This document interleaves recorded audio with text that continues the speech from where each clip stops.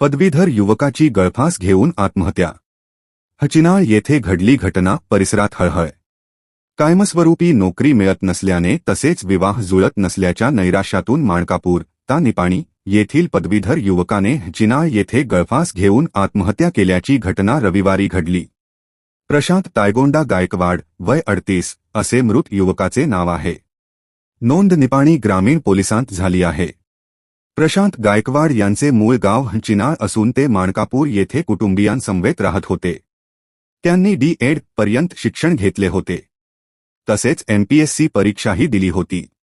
सध्या ते इचलकरंजी येथील एका खासगी शिक्षण संस्थेत शिक्षक म्हणून कार्यरत होते.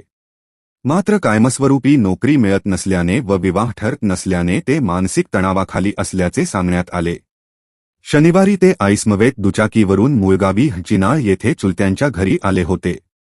रविवारी सकाळी बाहेर जाऊन येतो असे सांगून ते घराबाहेर पडले.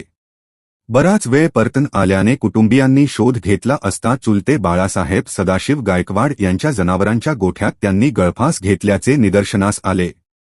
घटनेची माहिती मिळताच CPI-BS तळवार, उपनिरीक्षक शिवराज नायकवडी, हवालदार सलीम मुल्ला, परमानंद मारुशेठ यांनी घटनास्थळी भेट देऊन पाहणी केली. याबाबत मयताचा भाऊ प्रवीण गायकवाड यांनी फिर्याद दिली आहे. त्यांच्या पश्चात आई व भाऊ असा परिवार आहे.